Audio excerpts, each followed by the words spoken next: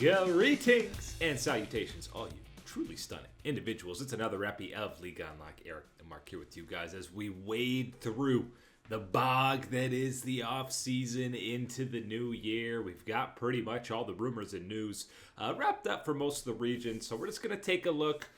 What are the best off-season moves? And we can talk about, best on paper, what we think will actually end up being the best. We're going to look at some of the more underrated, impactful moves that we've seen this offseason that's been, I'd say, pretty spicy. We're not going, ghost pepper spicy, but we're well past mild with what we got this offseason. Yeah, nothing wild to the extremities that we have seen maybe in the past 2 or 3 years as far as off seasons go, but plenty of movement has happened in this off seasons. Lots of new, different faces and new places type of situation. Doesn't matter which region you're in that you're taking your stop in, you're gonna find that type of situation. We've got a couple of the big ones, the big deals, especially making their impact in this. Yeah, and of course, the main headline for the whole offseason came out of the blue with basically no lead-up or rumors, and that is, of course, the Zeus Doran swap between T1 and Hanwha. And again, when you're looking specifically on paper, Zeus seems like an easy slam dunk. You had Doran, who was one of the weaker points on Hanwha Life, at least at the World Championship. He had some good performances domestically, no question. But you're changing him for who has basically been the best top laner over the last 2 years, full time, across all regions. And that seems like an easy triple check mark for Hanwha Life. The only way I'm saying mildly hesitant is too much resources to be spread around this Hanwha squad. That is a possibility, but right now on paper, there's no question in my mind. It has to be Zeus to Hanwha Life as the number one biggest move of the off season. Of course, there's a little bit about the drama and the situation behind this move as well plays into kind of the story for it, but strictly on paper, the results, the power, the statistics about this one, Zeus leads the charge going over to Hanwha Life.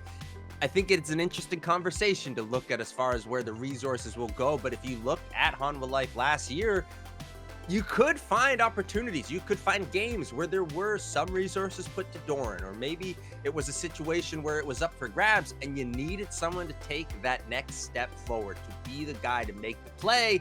That's what Zeus does so special in his own right, in his own lane, in these team fights later on for T1. That's what he's really been able to show. And adding that to what is the angle and the kind of efficiency of the machine of Hanwha Life at this point, that is the big upgrade. It takes an already contending team to another level for Hanwha Life as those defending LCK champions from that summer split. And, apart from a collapse, Zeus thinking it's finals in 2022 and not performing, obviously there's going to be huge expectations. But on paper, this seems like an absolute slam dunk for Hanwha. Same can be said, and it's comparable for M-Koi, Mad Lions Koi, whatever we're calling them coming into this year, signing JoJoPion. And again, it's similar because you have what was clearly the weakest point of Mad Lions at Worlds last year in Frescowy. You're replacing him with Jojo, who even on a down year, mired in some drama off the rift with Cloud9, nobody is saying this is anything short of a large upgrade. Jojo's even 5 years younger than Frescowy, which is kind of insane coming into this. But I think this, on paper, is the biggest slam dunk, even if it doesn't live up to the hype, because you're getting a fan base increase for Mad Lions Koi. It's either LCS fans who loved Jojo because he was kind of the face of the league coming over, and just the trash talk personality that Jojo brings. Even if he doesn't deliver to the trash talk that he's been delivering, the draw is there and the audience is going to be up for these Koi matches. Confidence in Zeus delivering the performance. There is still some question mark as far as JoJoPion based off of, are we getting a repeat of last year's type of investment and contribution? And I think most people who know JoJoPion a little bit would say no, we are absolutely getting a return to form, a revitalization, reigniting of the fire that he needs to compete and practice at the level that is necessary to keep progressing on this type of main stage in a major type of region, he gets his opportunity. Mad Lions, Koi, and as you said, it's also that perfect fit where this was the one spot where you needed the biggest of upgrades. Hanwha Life, you wanted an upgrade, maybe you wanted something different. You didn't need an upgrade for what this roster was and where you were going to compete in the LCK. For Mad Lions Koi, this was a big time change because you would not be finding yourself in that competitive field for the LEC in this next year without this type of move. I think we saw that throughout all the way through the year last year where you had the success in that very first split and all the struggles in between and maybe a little, brief type of rebound, but never anything substantial. JoJoPion steps in and immediately upgrades this roster. And then you start thinking about the combination of him and Elyoya and what they can do together. I'm in on this one. I'm buying big time on JoJoPion, Mad Lions Koi. And we've, the early signs of the synergy between Elyoya and JoJo. There's been some clips of them playing together, whether in scrims or solo queue action, and they're having a good time. They're laughing. They seem like the relationship is good. Obviously, they haven't played any stage games yet, but I mean, the Hanwha Zeus thing, you went from what, the third, maybe fourth best top laner in Doran to Zeus, who probably number one. Sure, that's an upgrade.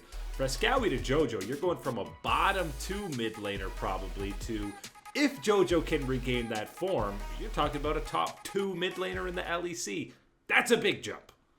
It's a massive jump, and I think the other point that really plays into this one for Mad Lions Koi, and well, for Koi, is having JoJoPion with that established brand come to this organization. One of the things that you looked at with the, transition to Elyoya and friends, well, Elyoya and friends, nobody really jumped out, maybe Supa a little bit, to carve himself out his own name with this team, give it its own flavor and flair.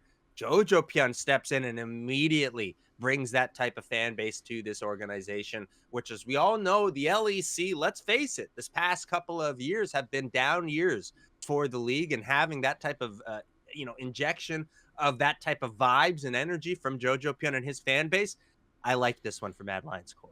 And if you're sticking to the theme of biggest fan boosts from the offseason, look no further than this revamped IG lineup coming in. I think there's a lot more question marks and things to be concerned about with this squad than, changing one player like Hanwha or Koi.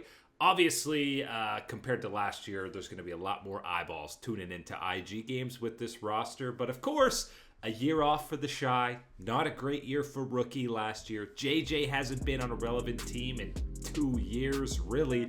It's really just Gala and Mako who were actually in good form last year. So the ceiling is there, but there's a lot of hurdles they have to get over for this to be a legit contending team in the LPL. I think this one might go down as the most hype move of the offseason, getting this group back together for IG, revitalizing the organization back to heights that we haven't seen since 2018 when they won that world championship together with the Shy Rookie on this roster. So let's run it back one more time in the LPL for good time's sake. It's been a bit of an up and down road for a couple of these guys throughout that time since 2018. So that's where it plays into having some of these, pauses, some of these questions for this team, for this combination of players. But at the end of the day, the change from where you were as IG and what is now possible for you, given this type of change and what you're set up for this year, to me, this has got to be one of the biggest offseason moves for sure. And yeah, hype is absolutely the right word, because even if they flounder out and somehow miraculously miss playoffs, the hype will still have been there, and people are still going to be watching these games, trying to see the Shy, Rookie, whoever pop off. But the other, fan base boost or best brand growth of the offseason, we got to go off the major region train, because you have to talk about the guys who have been stealing all the headlines, and that is Los Rotonas for Cadril. This is maybe the biggest W of the offseason, because the insane growth. This team was only announced, 2-3 weeks ago that it was even going to be a thing, and now the scrims that all these guys are streaming from the different POV, they're dominating the League of Legends category on Twitch. Their specific YouTube channel just for this team has like 130,000 subs. That's more than 100 Thieves League of Legends YouTube, Cloud9 League of Legends YouTube. Like, they're dwarfing some of the major teams in the LCS, and they haven't even been around for a month. It is one of the most special things that I've ever seen in, any type of professional scene. Never mind throwing in eSports into that category type of thing. But what has come through here, all the signings, everybody signing up to be part of Los Rona's here on this roster and getting it together, might be the best signings of the off season, because this is going to be one hell of a wild ride that these guys are on, and it has already kickstarted off to an incredible pace with what they have set forth, as we already know from the NNO Cup, all the interactions and postings on YouTube and social media, and we are just primed for the matchup against T1. The Bouse has been cooking up a nasty special to welcome Doran over to the T1 squad.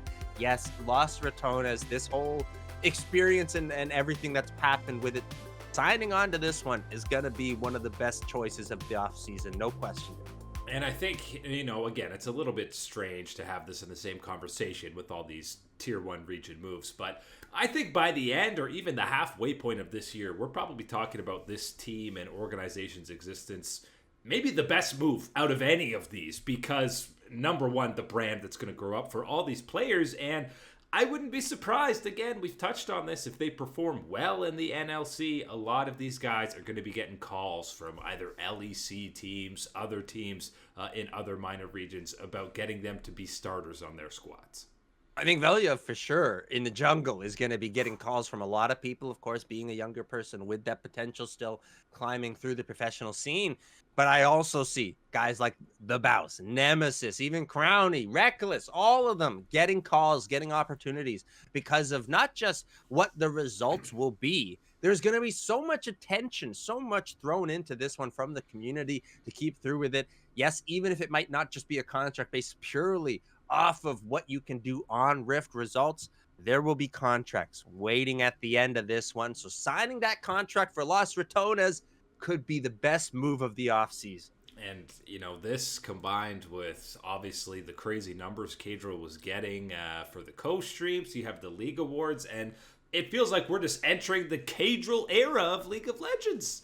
I'll call it right now. LEC, LCS, heck, LCK, LPL, I don't know what they're going to do next year. Whoever comes through and signs Los Rona's to their league for the next year in a guest spot, whatever, that's the signing of the off season, getting this organization involved in it. And as you said, Cadril keeps his climb to the very tippity top of the League of Legends mountain. We've seen various personalities and content creators get up to this type of territory, but I don't think we've quite had the mix and especially the connection to the professional scene that you have with Cadril, and that has allowed him to take off to heights that we haven't seen so far. And heck, who knows how high it's going to climb. And it's the sheer speed that it's happened. Like, Cato's really only been around for a few years, and to be like the growth trajectory that he's been on since he first off joined the LEC broadcast, and then since he stepped away and said, listen, I don't need you guys. And it turns out he definitely doesn't. Riot needs Cadril at this point for the type of viewership and brand that he's bringing in. But excited to see what this year brings for Los Rona's, and of course all these big off-season moves. Who actually lives up to the hype? But that is it today for League Unlock. Eric and Mork with you. Absolutely, you're Mork now, not Mark. We're Mork and Mindy. But thank you guys so much for hanging out. We'll catch you on that flippity flip.